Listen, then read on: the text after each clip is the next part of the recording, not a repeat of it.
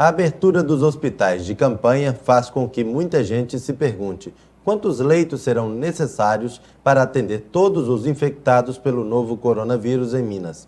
O atual número de leitos já é capaz de atender a população? Confira. Nos últimos dias, a gente tem ouvido falar muito sobre a relação de leitos de UTI disponíveis e a estimativa de infectados pelo novo coronavírus. Isso se explica porque o Ministério da Saúde recomendou que as cidades com mais de 50% da capacidade de atendimento médico disponível, que estas cidades poderiam passar do distanciamento social ampliado para uma transição ao que chamamos de distanciamento social seletivo. Para a gente ter uma ideia do que isso significa, aqui em Minas Gerais, a estimativa é de que cerca de 5.900 pessoas precisem ser hospitalizadas no pico da pandemia da Covid-19. Destas, de 2 a 2.500 pessoas vão precisar de cuidados intensivos. E segundo disse o secretário de Saúde aqui do estado, temos somente 892 leitos de UTI vagos no sistema de saúde para atender a demanda projetada no pico da pandemia. Essa época do pico estaria sendo projetada no estudo da quarta-feira passada, entre dia 3 de maio e dia 5 de maio aproximadamente, e desses 5.900 nós poderíamos pensar em torno de 2.000 a 1.500 pessoas que precisariam de leito de terapia intensiva.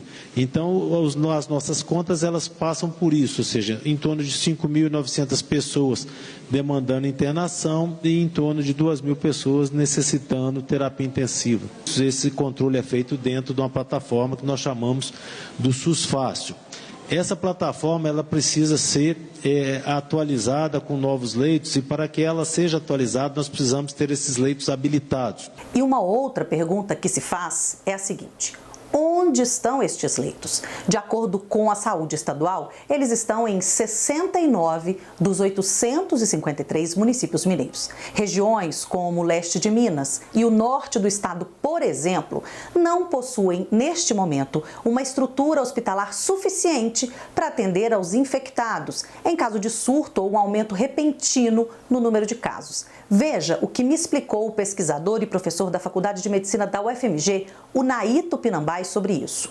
Se caso a epidemia chegar com intensidade forte nessas localidades, a gente não vai ter tempo de transferir um paciente dessas localidades para um CTI mais perto. Essa pessoa pode morrer durante o transporte. Então, mais do que nunca, é um apelo que a gente faz para essas cidades que não têm recurso, não têm um serviço hospitalar preparado para esse enfrentamento, que tome muito cuidado, Vou repetir as 3 ferramentas que nós temos para enfrentar, e são ferramentas muito eficazes, que é o isolamento social, sair só necessário, se sair lavar as mãos quando chegar, lavar a mão no trabalho e sair com a máscara caseira.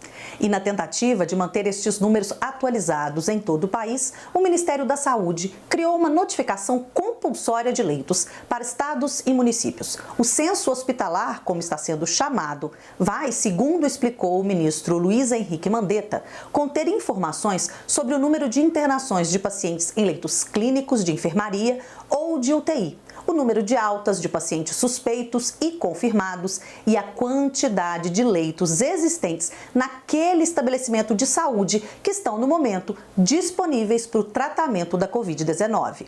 Esta informação é fundamental para qualquer tipo de tomada de decisão sobre andamento. São 2 variáveis: a transmissibilidade das doenças e a capacidade instalada para atender.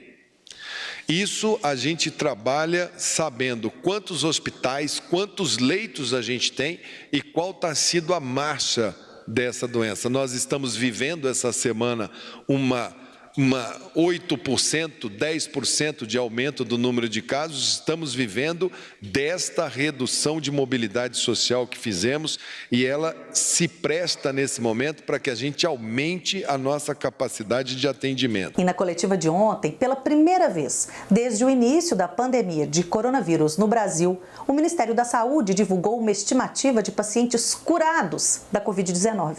Segundo a pasta, são 14.026 pessoas curadas, o que representa 55% do total de casos diagnosticados até hoje aqui no país.